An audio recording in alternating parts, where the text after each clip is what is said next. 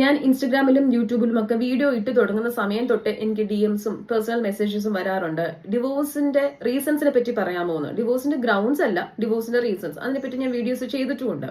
പക്ഷെ ഇപ്പോഴും പലരും ചോദിക്കുന്നുണ്ട്, നിങ്ങൾ എപ്പോഴും ഡിവോഴ്സിനെ സപ്പോർട്ട് ചെയ്താണല്ലോ സംസാരിക്കുന്നത്. മേ ബി വീഡിയോയിലൂടെ അവർക്ക് അങ്ങനെ തോന്നിയതാവാം.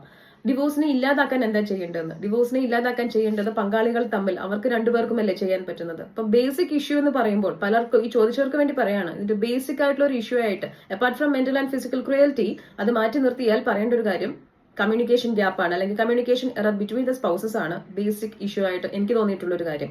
പരസ്പരം അവർ തമ്മിൽ നല്ല രീതിയിൽ കമ്മ്യൂണിക്കേറ്റ് ചെയ്യാതിരിക്കുക. ഇനി ഒരാൾ കമ്മ്യൂണിക്കേറ്റ് ചെയ്യുന്നത് മറ്റൊരാൾക്ക് അത് നല്ല രീതിയിൽ അവർ ഉദ്ദേശിക്കുന്ന രീതിയിൽ മനസ്സിലാവാതിരിക്കുക, അല്ലെങ്കിൽ അതുപോലെ തിരിച്ചു ചെയ്യാതിരിക്കുക.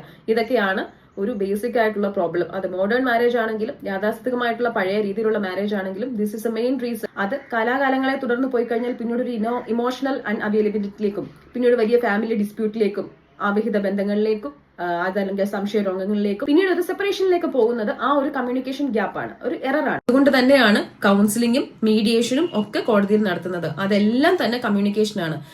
കൗൺസിലിംഗ് ആണെന്നുണ്ടെങ്കിൽ the communication between the spouses in front of a counselling psychologist. Mediation ആണെന്നുണ്ടെങ്കിൽ ഒരു മീഡിയേറ്ററിന് മുമ്പിൽ അവർക്ക് സ്വയം ശരിയാക്കാൻ പറ്റാത്ത രീതിയിലുള്ള കാര്യങ്ങൾ വേറൊരാളുടെ സാന്നിധ്യത്തിൽ കമ്മ്യൂണിക്കേറ്റ് ചെയ്ത് സോൾവ് ആക്കാൻ ശ്രമിക്കുകയാണ് ചെയ്യുന്നത്. അപ്പോൾ പരസ്പരമുള്ള ഒരു കമ്മ്യൂണിക്കേഷൻ എറർ, ഒരു കമ്മ്യൂണിക്കേഷൻ ഗ്യാപ്പ് മാറ്റാൻ നിങ്ങൾ തമ്മിൽ ഒന്ന് ശ്രമിച്ചു കഴിഞ്ഞാൽ ഒരു ലോയറിന്റെ അടുത്തേക്ക് അത് പോകേണ്ടി വരില്ല എന്നുള്ളൊരു കാര്യം മനസ്സിലാക്കുക. അത് തന്നെയാണ് ഡിവോഴ്സ് റേറ്റ് കൂടാനുള്ള ഒരു പ്രധാന കാരണം.